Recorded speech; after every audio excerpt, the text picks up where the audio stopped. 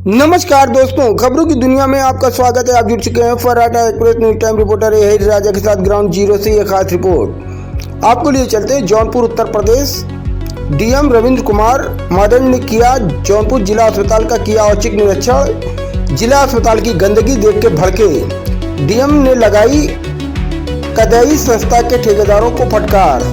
DM ने जिला अस्पताल के सभी वार्ड और ओपीडी का किया निरीक्षण। डीएम ने पैथोलॉजी वार्ड का भी किया निरीक्षण और अपना स्वयं भी कराया ब्लड परीक्षण। डीएम ने जहां जिला अस्पताल में दवाओं की उपलब्धता पर की तारीफ, तो बाहर की दवा की शिकायत पर जांच करने की बात डीएम ने सीएमओ को दिया निर्देश। जौनपुर जिला अस्पताल में कुल 27 डॉक्टरों की उपलब्धता पर जताई खुशी। जिला अस्पताल के सभी वार्डों में एसी लगाने का दिया निर्देश।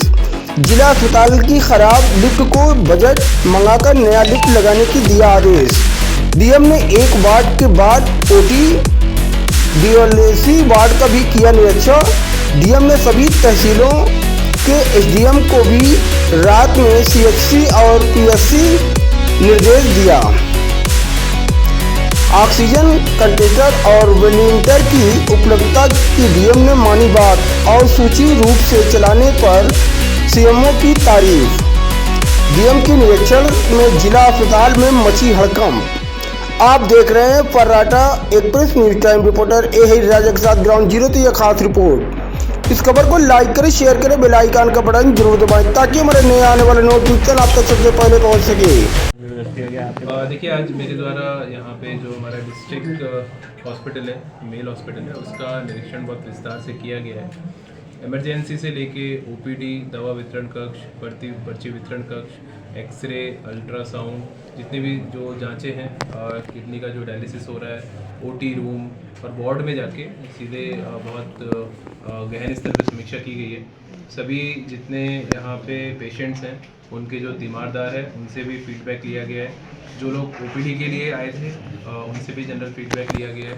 दवाओं की उपलब्धता के बारे में भी जानकारी दी गई और डॉक्टर से भी सभी लोगों से मुलाकात की गई है। ओवरऑल मुझे बड़ी खुशी है कि लोगों ने बहुत अच्छी प्रतिक्रिया इस हॉस्पिटल के बारे में अच्छी राय रखते हैं और यहाँ की सर्विसेज के बारे में बड़े अच्छे सब लोगों ने फीडबैक दिया है। मेरी अपने समीक्षा के दौरान कुछ जो चीज़ें मैंने यहाँ पे नोटिस की, वो सीएमएस साहब को और उनके अधिकारियों को नोट कराया कि एक तो जितने भी हमारे वार्ड्स हैं, गर्मी का सीज़न आने वाला है, तो जितने जगह एसी लगे हुए हैं उन सबकी सर्विसिंग करा लें। और जहाँ पे वार्ड्स में एसी नहीं है, क्योंकि हमारे जितने पेशेंट्स आते हैं उन सभी को प्राइवेट हॉस्पिटल से वो कंपैरिजन करने की आवश्यकता ना हो। हमारा जो डिस्ट्रिक्ट हॉस्पिटल है वो प्राइवेट हॉस्पिटल से भी अच्छी सर्विसेज दे, तो वो उत्तर प्रदेश सरकार का और माननीय मुख्यमंत्री जी की मंशा है। तो उसको हम लोग धरातल पे यहाँ पे उतार रहे हैं और बहुत अच्छे आने वाले गर्मियों के सीज़न में यहाँ पे लोगों को वातानुकूलित इन्वायरमेंट मिले, उसके लिए हमने निर्देश दिए हैं। जितने भी डॉक्टर्स हैं उनके चैम्बर में भी, चूँकि डॉक्टर्स भी स्वयं बैठते हैं और जितने हमारे मरीज़ हैं वो भी उसमें आते हैं अपने निदान के लिए, तो वहाँ पे भी जहाँ टाइलीकरण और वहाँ पे भी प्रॉपर तरीके से चैम्बर्स का सबका उन्नतीकरण हो जाए, उसके लिए मैंने निर्देश दिए हैं।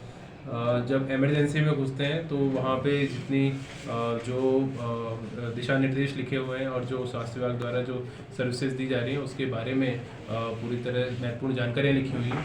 उसमें कुछ संशोधन थे, वो मैंने उनको बताया, लेकिन वो बड़ी अच्छी जानकारी है। उससे कितने यहाँ पे डॉक्टर्स हैं, कौन कौन से विभाग है, कितनी प्रकार की जाँचें हैं, कौन सी उसमें सशुल्क है, कौन सी निःशुल्क है, उसके बारे में भी बहुत अच्छे से जानकारी लिखी हुई है। उसमें जो संशोधन होने वो मैंने सीएमएस साहब को और हॉस्पिटल मैनेजर जो है अभी वर्तमान में देख रहे हैं उनको नोट कराया।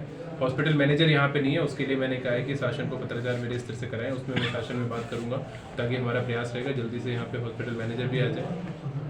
और इसके अतिरिक्त जो जितने भी यहाँ पे जांचें हो रही हैं, तो उन जांचों के लिए लेकर भी तीमारदार से पूछा गया, कहीं पे भी किसी से धनाधोन की अवैध रूप से शिकायत नहीं आई।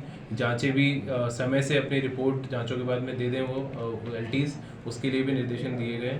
मैंने अपने स्वयं भी अभी ब्लड का परीक्षण कराया है, तो एक मैसेज उसका अच्छा जाता है कि अगर वरिष्ठ अधिकारी भी जिले के जो हमारे सरकारी हॉस्पिटल्स हैं उनकी जो मैन पावर है, उसका जो इंफ्रा है, उस पर विश्वास रखते हैं, तो आमजन भी जितने हमारे लोग हैं वो सब लोगों को भी एक अच्छा संदेश उससे जाता है कि यहाँ पे अच्छे क्वालिफाइड हमारे पूरा स्टाफ है, डॉक्टर्स हैं और इनकी सर्विसेज आप लोग लें। आने वाला समय चूँकि अभी मच्छरों का प्रकोप बढ़ेगा, मलेरिया आदि केसेस आएंगे, उसके लिए भी जो यहाँ पे पृथक से वार्ड की व्यवस्था की गई है उसको भी मैंने देखा है। उसके लिए मैंने निर्देश दिया है कि वो प्रॉपर वहाँ पे सुचारू व्यवस्थाएं रहें। वायरल अभी चल रहा है तो वायरल को लेकर जितनी जो वायरल जो एंटीबायोटिक्स होती है उसकी भी अवेलेबिलिटी देखी गई है। अच्छी बात है कि सभी जो चीज़ें हैं वो एजिथ्रोमाइसिन आदि वो सब अवेलेबल मिली है हमको, और ये निर्देश दिए गए फार्मासिस्ट को कि जैसे भी कोई दवाई अगर ख़त्म होने वाली हो तो उसका इंटेंट पहले से बना के जो स्टोर मैनेजर हैं दवाओं के उनको पहले से एडवांस में भेज दें, तो उन सब चीज़ों को देख लिया जाए।